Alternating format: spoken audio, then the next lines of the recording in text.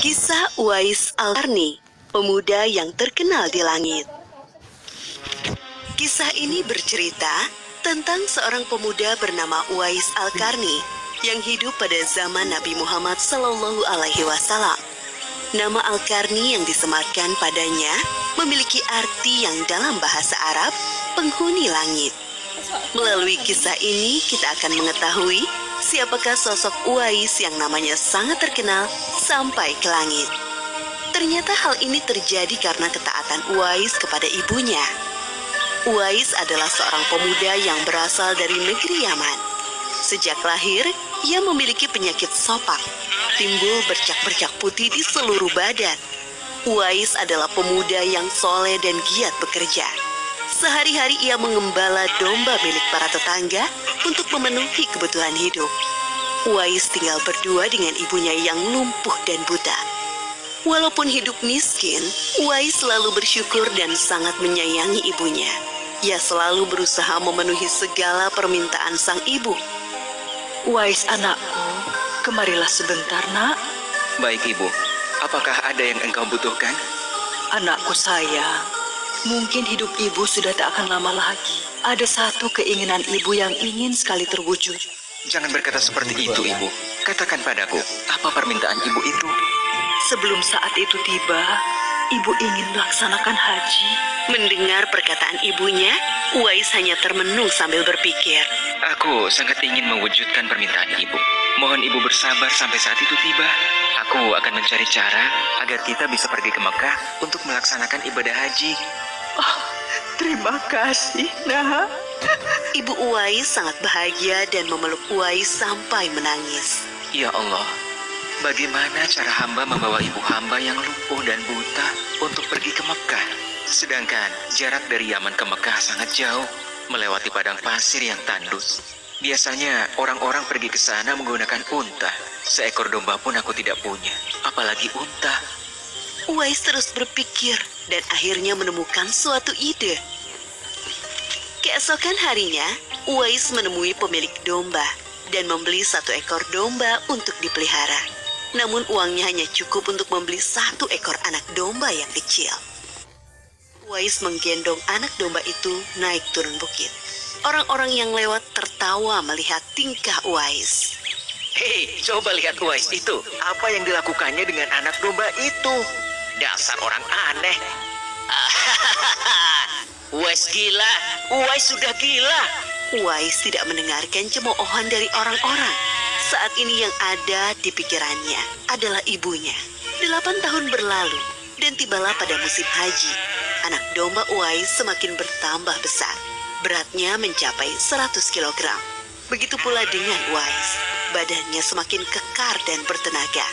Berkat latihan setiap hari, beban berat yang dipikulnya tidak terasa lagi. Sekarang semua orang tahu bahwa apa yang dilakukan Uwais adalah bentuk pengorbanannya kepada sang ibu. Uwais menggendong ibunya sambil berjalan kaki dari Yaman menuju Mekah. Subhanallah, alangkah besar cinta Uwais kepada ibunya itu. Sesampai di Mekah, Uwais tetap menggendong ibunya untuk bertawaf di Ka'bah. Di hadapan Ka'bah, ibu dan anak itu berdoa. Ya Allah, ampunilah semua dosa ibuku. Bagaimana dengan dosamu anakku? Dengan terampuninya dosa ibu, maka ibu akan masuk surga. Cukuplah ridho ibu yang mengantarkanku ke surga. Allah Subhanahu wa Ta'ala mendengar percakapan ibu dan anak laki-lakinya. Seketika itu penyakit sopak yang dideritanya sembuh. Hanya tertinggal 1 bulatan putih di telapak tangannya. Terima kasih ya Allah.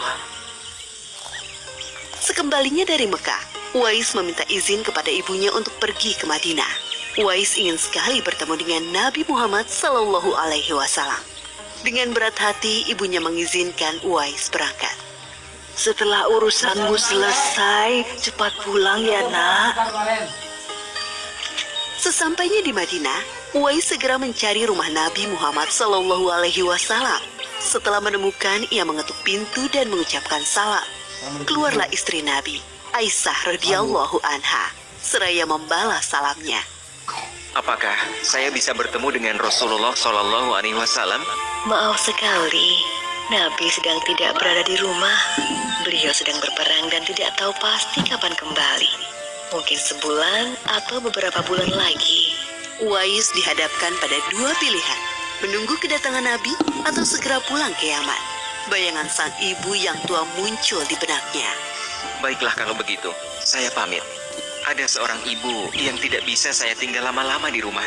Sampaikan salam saya kepada Rasulullah Shallallahu Alaihi Wasallam jika beliau sudah kembali dari perang.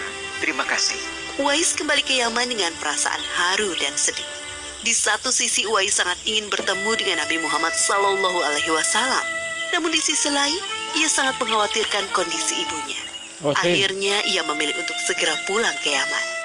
Peperangan telah usai dan Nabi Muhammad Sallallahu Alaihi Wasallam pulang ke Madinah. Aisyah radhiyallahu anha menceritakan perihal pemuda yang mencari beliau. Nabi mengatakan bahwa Uwais adalah pemuda yang sangat taat kepada ibunya. Karena ketaatan kepada ibunya itu, nama Uwais sangat terkenal di kalangan penduduk langit. Seperti yang tersebut dalam hadis Sahih Muslim Syarah An-Nawawi nomor 2542, dikatakan bahwa sebaik-baiknya tabi'in adalah Uwais Al-Qarni. Saat Nabi Muhammad Sallallahu Alaihi Wasallam berbincang-bincang dengan Umar bin Khattab dan Ali bin Abi Thalib, beliau menceritakan tentang sosok Uwais. Apabila kalian bertemu dengan Uwais, mintalah doa dan istighfar kepadanya. Dia adalah penghuni langit. Perhatikan di telapak tangannya ada tanda berwarna putih. Dulu sejak lahir ia menderita penyakit sopak. Namun atas kesalehan dan ketaatan kepada ibunya, Allah Subhanahu wa Ta'ala menyembuhkan penyakitnya. Sampai pada akhir kematian Uwais, terjadi hal yang menggemparkan. Banyak sekali orang yang hadir mengurus pemakamannya. Orang-orang itu adalah penduduk langit yang dikirim oleh Allah Subhanahu wa Ta'ala. Subhanallah, Maha Suci Allah, sungguh mulia sosok Uwais ini. Demikianlah kisah Uwais Al-Qarni, pemuda yang namanya terkenal di langit. Karena ketaatan pada ibunya, Allah Subhanahu wa Ta'ala meninggikan derajatnya. Dalam kisah ini dapat kita ambil pelajaran berharga bahwa kita harus berbakti kepada orang tua. Semoga kisah Uwais Al-Qarni ini menjadi pengingat agar kita selalu mendoakan kedua orang tua di setiap waktu dan menambah ketaatan kepada mereka.